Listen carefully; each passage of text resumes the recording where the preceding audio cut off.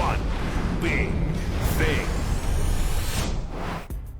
Let me start by saying you never know what you don't know, and I don't know the first thing about how important any one training camp practice is, but I do know the value of team and the value of friendship, and that's why I feel for Antonio Gates and Philip Rivers.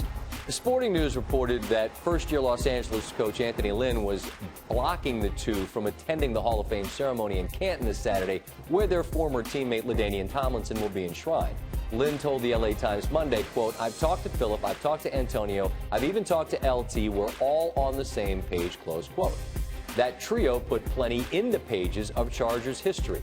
They played together in the mid and late 2000s, went to 3 playoffs, made an AFC title together. It was the longest sustained run of success in the franchise's history when they were together. In the 2006 season, the Chargers won a franchise-best 14 games. Rivers was in his first season as the starting quarterback. Tomlinson ran for an NFL-best 1,815 yards, and Gates was the Chargers' leading receiver.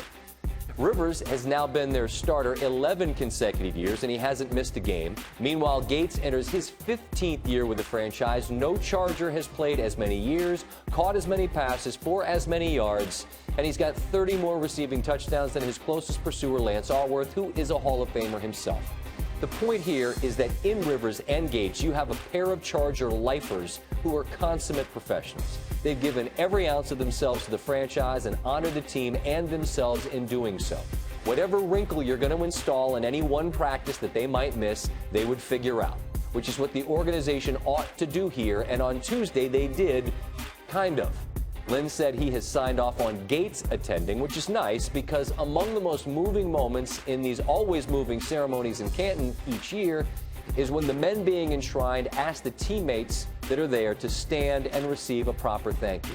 That shared look that only teammates could ever possibly hope to understand.